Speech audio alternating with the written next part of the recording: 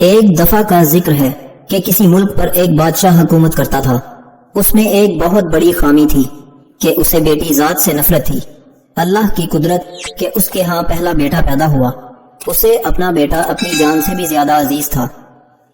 بہت لاڈ اور پیار سے اس کی پرورش ہو رہی تھی۔ چند سال بعد ملکہ پھر امید سے ہو گئی۔ ولادت کے دن قریب تھے، لیکن بادشاہ سلامت کو کسی دوسرے بادشاہ کی دعوت پر ملک سے باہر جانا پڑا۔ جانے سے پہلے بادشاہ نے ملکہ کو حکم دیا کہ میں کہیں باہر جا رہا ہوں، اگر میرے آنے سے پہلے ولادت ہوئی، لڑکا ہوا تو ٹھیک، ورنہ لیکن اگر لڑکی ہوئی تو اسے ہلاک کر دینا۔ بادشاہ چلا گیا۔ چند ہفتے بعد اس کے ہاں ایک لڑکی کی ولادت ہوئی۔ اولاد ماں کو بہت پیاری ہوتی ہے۔ ملکہ رونے لگی، اللہ اب میں کیا کروں؟ ولادت کے وقت جو دائی ملکہ کے پاس موجود تھی، ملکہ کی حالت زار دیکھ رہی تھی۔ اللہ نے اس کے دل میں رحم پیدا فرما دیا۔ اس نے ملکہ سے کہا، آپ دل چھوٹا مت کیجئے، میں یہاں سے سب کے سامنے بچی کو ہلاک کرنے کے بہانے سے لے جاؤں گی، پر میں یہاں سے اسے اپنے گھر لے جا کر پالوں گی۔ اگر آپ کسی طرح سے بچی کے لیے خرچ وغیرہ بھیجتی رہیں تو آپ کی بچی خوشحال اور آسودہ زندگی گزارے گی، ورنہ مجھ غریب کو جو نصیب ہوا اسی سے اسے بھی پالنے کی کوشش کروں گی۔ ملکہ نے اسے سونا چاندی زیور وغیرہ بچی کے واسطے تھما دیے، بچی کو اس کے حوالے کیا۔ چند ہی لمحوں میں یہ بات محل میں پھیلا دی گئی کہ دائی نے بچی کو لے جا کر ہلاک کر دیا ہے، جبکہ دائی نے شہزادی کو اپنے گھر لا کر پورے ناز کے ساتھ اس کی پرورش شروع کر دی۔ جب بادشاہ اپنے سفر سے واپس آیا تو اسے یہی احوال سنایا گیا کہ آپ کے جانے کے بعد بچی کی ولادت ہوئی اور آپ کے حکم کے مطابق اسے ہلاک کر دیا گیا۔ بادشاہ اپنی بری عادت کے باعث مسکرایا۔ وقت گزرتا گیا، شہزادی بڑی ہوتی گئی۔ دائی نے لوگوں کے سامنے شہزادی کو اپنی نواسی ظاہر کیا۔ کبھی کبھار بادشاہ سے چھپ چھپا کے شہزادی کو محل میں لاتی اور ملکہ اپنی بیٹی کو دیکھتی تو اس کی ممتا کو کچھ قرار ملتا۔ وہ دائی کو سونا چاندی اپنی بیٹی کی اعلیٰ پرورش کے لیے دے دیا کرتی تھی۔ شہزادی کی پرورش بہت اچھے طریقے سے ہو رہی تھی، اس لیے شہزادی خوب قد کاٹ نکالی۔ خوبصورت تو تھی ہی، اس لیے جوان ہوتے ہی دنیا کے سامنے شہزادی نہ ہوتے ہوئے بھی شہزادیوں کی طرح دکھنے لگی۔ ایک دن بادشاہ کی سواری شہر سے گزر رہی تھی۔ اسی وقت شہزادی اور دائی بھی اسی راستے سے گزر رہے تھے۔ بادشاہ کی نظر شہزادی پر پڑی۔ پوچھا، کون ہے؟ وزیر نے کہا، بادشاہ سلامت یہ اس بیچاری عورت کی نواسی ہے۔ بادشاہ نے حکم دیا، مجھے یہ بہت پسند آئی ہے، کل اس کے گھر میرے لیے رشتہ لے کر جانا۔ وزیر نے کہا، بادشاہ سلامت، جیسے آپ کا حکم۔ کیونکہ حقیقت کا کسی کو پتہ نہیں تھا، اس لیے دوسرے دن وزیر، وکیل وغیرہ دائی کے گھر بادشاہ کے لیے اس کی نواسی کا ہاتھ مانگنے گئے۔ اب دائی کے اوسان خطا ہو گئے کہ یا اللہ اب کیا کروں؟ اس نے صاف انکار کرتے ہوئے کہا، میں ایک غریب عورت ہوں، میری نواسی بادشاہ کے لائق نہیں، اور نہ ہی بادشاہ کا کسی غریب کے ساتھ رشتہ جوڑنا صحیح ہے، اس لیے دوبارہ اس سلسلے میں میرے گھر مت آئیے گا۔ بادشاہ خود تو نہیں، لیکن دائی کے گھر بہت بار رشتہ بھیجا۔ سب نے دائی کی بہت منت سماجت کی، لالچ دی، دھمکی دی، لیکن دائی تس سے مس نہ ہوئی۔ تب بادشاہ نے حکم دیا کہ دائی کو پکڑ کر خوب سزا دو تاکہ وہ رشتے کے لیے مان جائے۔ سپاہی دائی کو پکڑ کر بادشاہ سلامت کے سامنے لائے اور بادشاہ سلامت کے سامنے ہی اسے کوٹ کوٹ کر پیٹنا شروع کر دیا۔ سپاہیوں نے دائی کو کپڑے کی طرح نچوڑ کر رکھ دیا۔ بیچاری پہلے ہی دو ہڈیوں پر کھڑی تھی، اتنی مار برداشت نہ کر سکی اور بادشاہ کے سامنے چیخ چیخ کر کہنے لگی، بادشاہ سلامت، یہ کوئی اور نہیں بلکہ آپ کی اپنی بیٹی ہے، میں نے اسے ہلاک کرنے کی بجائے لے جا کر اپنے گھر میں اس کی پرورش کی ہے۔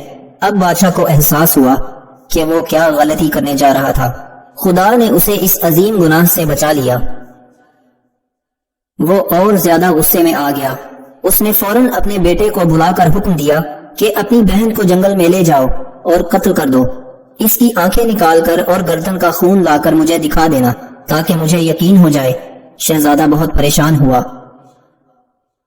کہ وہ کیسے اپنے ہاتھوں سے اپنی بہن کو قتل کر دے۔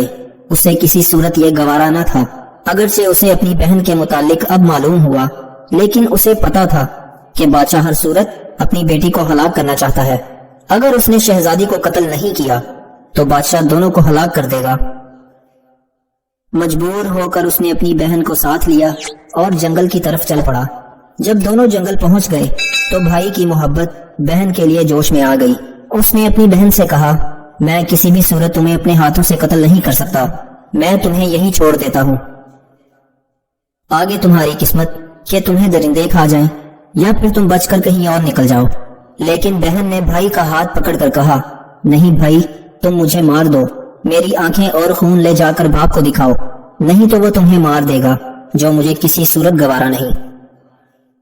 دونوں بھائی بہن ایک دوسرے کے گلے لگ کر رو پڑے۔ آخر کسی طرح بھائی نے بہن کو منا لیا۔ شہزادی آنسو بہاتے ہوئے گھنے جنگل کی طرف جانے لگی۔ آخری بار پلٹ کر بھائی کو دیکھا اور جنگل میں گھس گئی۔ اس کے بعد شہزادے نے ایک ہرن کا شکار کیا، اس کی گردن کا خون اور آنکھیں نکالی اور محل واپس آ کر بادشاہ کے سامنے پیش کر دی۔ بادشاہ نے ایک آئینہ منگوایا، اس میں ان آنکھوں کو اور اپنی آنکھوں کو غور سے دیکھا۔ جب اس کو یقین ہو گیا کہ آنکھوں کا رنگ ایک ہی ہے تب اسے تسلی ہوئی۔ دوسری طرف ملکہ کا رو رو کر برا حال تھا۔ اس نے کسی طریقے سے شہزادے کو اپنے پاس بلایا اور اپنی بیٹی کے متعلق پوچھا۔ شہزادے نے ماں کے سامنے سارا سچ بیان کر دیا۔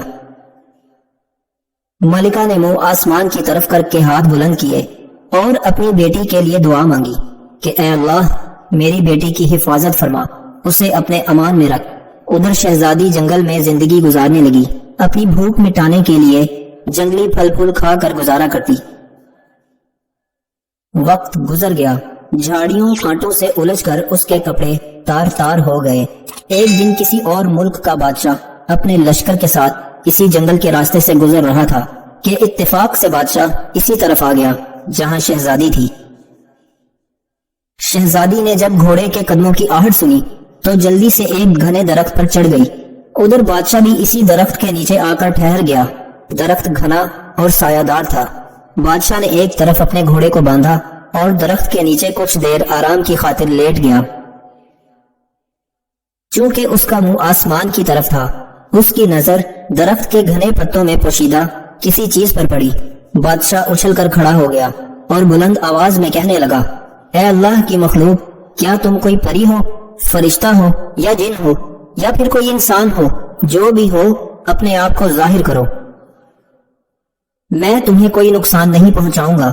شہزادی نے پکار کر کہا، اے مسافر، میں ایک لاچار لڑکی ہوں، میرے جسم پر کپڑے کے نام پر کچھ نہیں ہے، اگر تم مجھے اپنے نیچے بچھی چادر دے دو تاکہ میں اپنے جسم کو ڈھانپ سکوں۔ بادشاہ نے فوراً نیچے بچھے کپڑے کا گولا بنایا اور شہزادی کی طرف پھینک دیا۔ شہزادی نے اس کپڑے سے اپنے جسم کو ڈھانپا اور درخت سے نیچے اتر آئی۔ جب بادشاہ نے شہزادی کو دیکھا تو اس کے حواس گم ہو گئے۔ بادشاہ کے پورے ملک میں اس سے زیادہ خوبصورت لڑکی کوئی نہیں تھی۔ بادشاہ پورے دل و جان سے شہزادی پر فدا ہو گیا۔ اس نے شہزادی سے کہا کہ اگر تم برا نہ مانو تو میں تم سے نکاح کرنا چاہتا ہوں۔ شہزادی نے فوراً ہاں کر دی، کیونکہ وہ بھی ایسا بندہ چاہتی تھی جو اسے عزت دے۔ بادشاہ خوشی خوشی شہزادی کو لے کر اپنے ملک روانہ ہو گیا۔ اپنے ملک پہنچتے ہی بادشاہ پہلے وزیر کے گھر پہنچا اور اس سے کہا کہ ایسا سمجھو کہ یہ تمہاری بیٹی ہے، میں کل تم سے اس کا رشتہ مانگنے آؤں گا اور نکاح کر کے اپنی امانت یہاں سے اپنے ساتھ لے جاؤں گا۔ وزیر نے کہا، بادشاہ سلامت، آپ پوری طرح تسلی رکھیے، یہ آپ کی امانت ہے اور میری بیٹی، جب آپ کا دل کرے اسے بیاہ کر لے جائیں۔ اگلے دن وکیل اور قاضی بادشاہ کا رشتہ لے کر وزیر کے گھر پہنچے۔ وزیر نے رشتہ کے لیے ہاں کر دی۔ ایک دو دن میں منگنی ہو گئی۔ بادشاہ شہزادی کے عشق میں سب کچھ بھول چکا تھا۔ جلد ہی شادی کا نیوتا بھیجا اور شہزادی کو بیاہ کر محل لے آیا۔ بادشاہ اور شہزادی دونوں اپنی شادی سے بہت خوش تھے۔ اس دوران بادشاہ نے شہزادی سے اس کے متعلق کچھ نہ پوچھا۔ چند سال بعد ان کے ہاں بیٹے کی ولادت ہوئی۔ بادشاہ بہت خوش تھا۔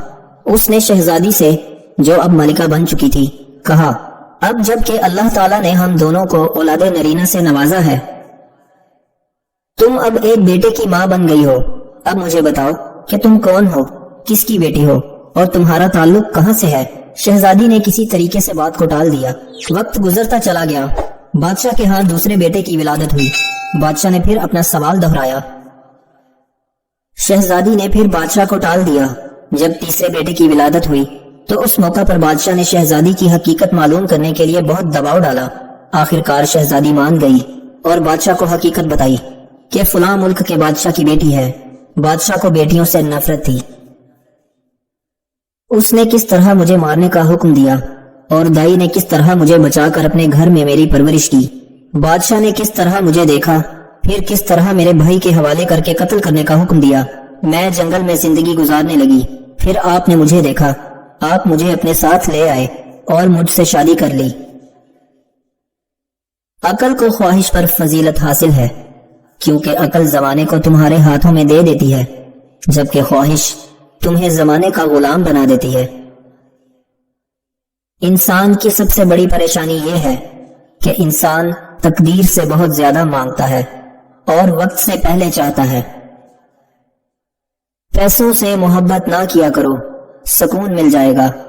دعا پر بھی ضد نہ کرو، نامنظور دعا کا بھی اتنا ہی احترام کرو جتنا منظور دعا کا۔ اگر یہ فرق سمجھ نہیں آتا تو سکون قلب نہیں ملے گا۔ گھر میں خیر و برکت لانا چاہتے ہو تو گھر سے 2 چیزیں نکال دو۔ نمبر 1، گھر میں دیواروں پر لگی جانوروں کی نقش۔ نمبر 2، بلا مقصد گھر میں پالا ہوا کتا۔ ان کی وجہ سے گھر میں خیر و برکت کے فرشتے نہیں آتے۔